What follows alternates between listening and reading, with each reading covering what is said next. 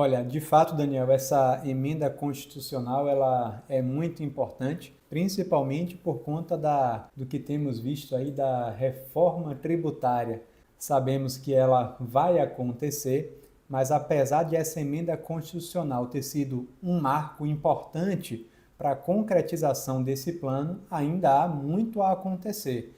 Essa ideia de substituição de alguns tributos por tributos consolidados, com essa perspectiva de simplificação, há muitas lacunas que ainda precisam ser respondidas por meio de leis complementares a serem editadas. Então, ao meu ver, é uma emenda constitucional grande, com muitas novidades, muitos detalhes, mas eu acho que entrar nas minúcias do que vai acontecer a partir dessa emenda vai ser melhor fazer quando essas leis forem publicadas, que a gente vai ter uma segurança jurídica maior e melhor para poder dizer o que muda, o que efetivamente não muda, o que é que vai acontecer de repercussão prática na retenção, por exemplo. Eu acho que ainda é muito cedo. A emenda constitucional é uma sinalização de que vai acontecer, porque haviam aqueles incrédulos, a reforma não vai acontecer, não vai, mas agora é uma sinalização de que há tudo indicando que sim. Mas os detalhes a gente ainda precisa aguardar um pouco mais.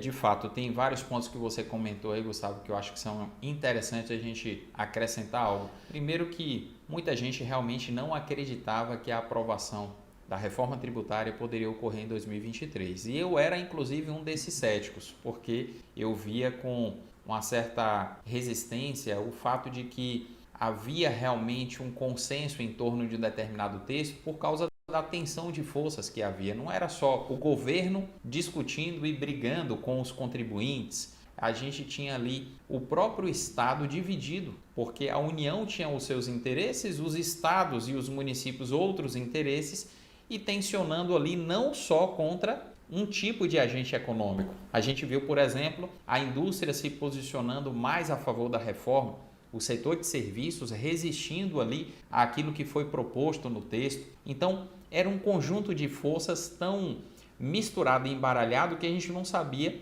qual seria o resultado. E na minha perspectiva, a emenda não seria aprovada, mas acabou surpreendendo a mim e a muitos que também não acreditavam nisso. A outra coisa que eu quero destacar tem a ver também com o seu comentário. Muitas notícias têm sido veiculadas por aí de que a carga tributária vai aumentar para X% ou que em determinado setor a tributação vai passar de X para Y%.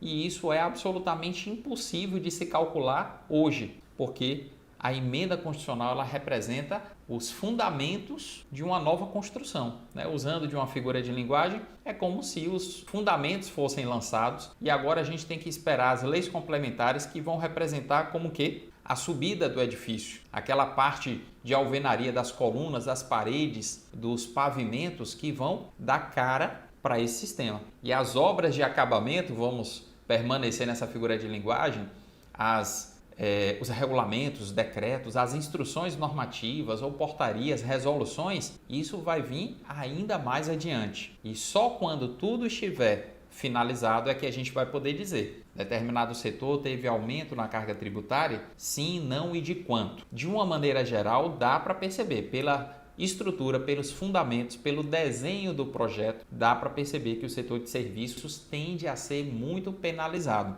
Agora, o pior de tudo é a gente ver que o grande discurso que motivou a aprovação da reforma foi a simplificação do nosso sistema.